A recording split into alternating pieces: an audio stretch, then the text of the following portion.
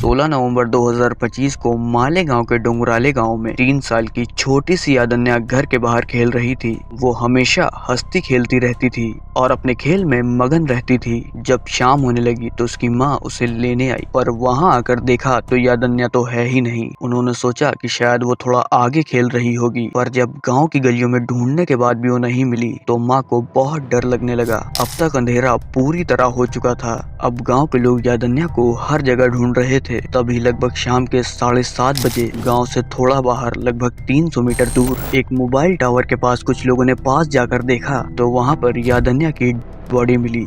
ये देखकर यादन्या के परिवार के होश उड़ गए। लेकिन आखिर क्या है यादन्या के की सच्चाई, चलिए डिटेल में जानते हैं इस वीडियो में।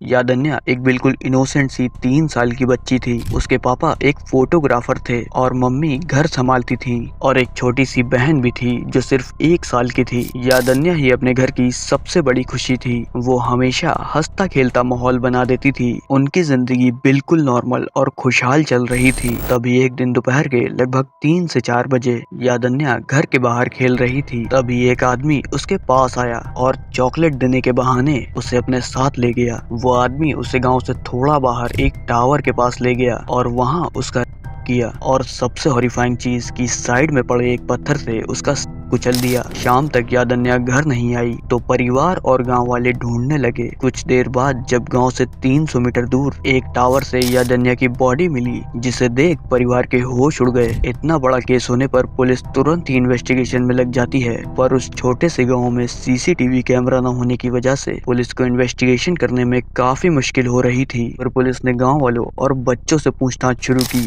तो कुछ बच्चों ने बताया कि एक आदमी यादन्या को चॉकलेट दिलाने ले गया था। तभी पुलिस तुरंत इस आदमी का पता लगाने लगती है और उस आदमी को ढूंढना शुरू कर देती है। कुछ तलाश के बाद पुलिस को पता चलता है कि उस आदमी का नाम विजय खैरनार है, एक 24 साल का व्यक्ति जो यादन्या के घर से सिर्फ 200 मीटर दूर रहता था। पुलिस को उस पर शक हुआ क्योंकि लोगों ने बताया कि विजय बार बार उसी टावर के पास जा रहा था जहाँ यादन्या की लाश मिली थी, जैसे वो कुछ छुपाना चाहता हो। तभी रात के 8:30 बजे पुलिस ने विजय को अरेस्ट कर लिया।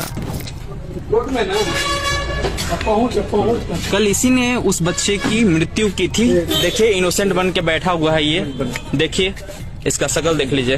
पुलिस के इंटरोगेशन में विजय ने अपना जुर्म कबूल कर लिया। इन्वेस्टिगेशन के दौरान पुलिस को पता चला कि लगभग 1 महीने पहले विजय का यादन्या के पापा से किसी बात को लेकर झगड़ा हो गया था और उसी गुस्से में आकर उसने एक मासूम बच्ची को निशाना बनाया। वो चॉकलेट का बहाना बनाकर यादन्या को गाँव से बाहर ले गया और वहाँ उस पर बहुत अत्याचार किया और फिर कोई उस बच्ची को पहचान न सके, जिसके चलते उसने एक पत्थर से यादन्या का सर कुचल दिया और गाँव वालों के साथ मिलकर यादन्या को ढूंढने लगा, जिससे कोई भी उस पर शक न कर पाए। जब ये खबर लोगों तक पहुंची तो पूरे मालेगांव में गुस्सा फूट पड़ा। लोग सड़कों पर उतर आए और प्रोटेस्ट करने लगे। आरोपीला समोर आणा, त्याला आम्ही फाशी देऊ, नाही तर त्याला इथं आमच्या समोर उभं जाळू, त्याला जाळायलाच पाहिजे, इथं आमच्या समोर त्याला फाशी झालीच पाहिजे आणि आमच्या मुलीला न्याय मिळालाच पाहिजे। 3.5 वर्षाचं लेकरू आहे आमचं वालं, जाळल्याशिवाय आम्ही इथून हलणार नाही।